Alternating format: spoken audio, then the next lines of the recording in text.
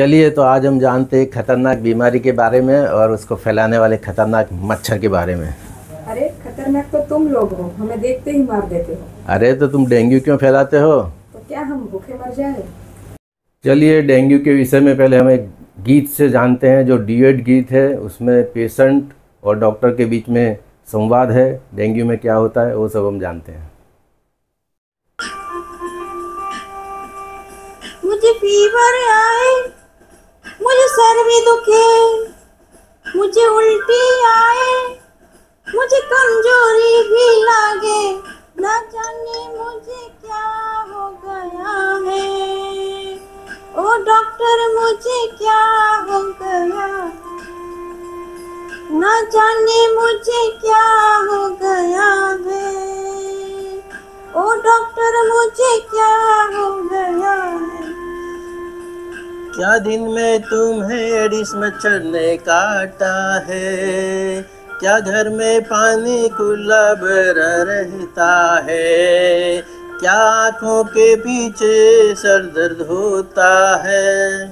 हाँ जी हाँ, अब जल्दी करो, डॉक्टर मुझसे सहा नहीं जाता है। तो फिर तुम्हें डेंगू हो गया है, तो फिर तुम्हें डेंगू हो गया है। मुझे बताओ अब क्या करना होगा, दवाई लो या एडमिट होना होगा। देखो पहले रिपोर्ट करवाते हैं, तब तक पैरासिटामोल से चलाते हैं। हाय रे बाबा अब क्या होगा, हाय रे बाबा अब क्या होगा। घबराना बिल्कुल भी नहीं है, इलाज से सब कुछ होना सही है।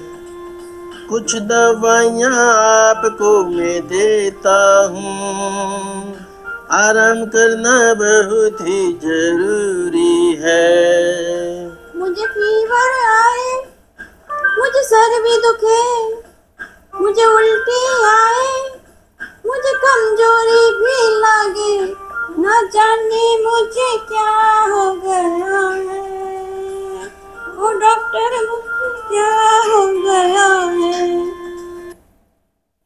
चलिए तो डेंगू के विषय में हम जानते हैं। वो मच्छर से फैलता है। एडिस इजिप्टिस नाम का मच्छर रहता है। उसकी मादा मच्छर दिन में काटती है, सूर्योदय के बाद में और सूर्यास्त के पहले।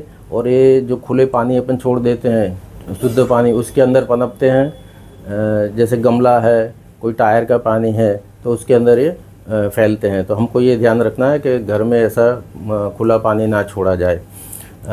ये जो है डेंगू वायरस होता है, फ्लेवी वायरस कहलाता है। वो 4 प्रकार के होते हैं, 1 2 3 4। एक के सामने अगर अपन को जैसे डेंगू हो गया वायरस एक से, तो उसका इम्यूनिटी अपन को दूसरे के सामने नहीं मिलेगा। हम देखते हैं अब इसके लक्षण क्या होते हैं। तो 104 डिग्री तक का बुखार इसमें बढ़ सकता है, जैसे मई मास में इसी का बिल बढ़ता है। उसके अलावा फिर जोड़ों में दर्द, बहुत सारा माथे में दर्द, पूरा शरीर में दर्द, ये हड्डी तोड़ बुखार भी कहा जाता है इसको।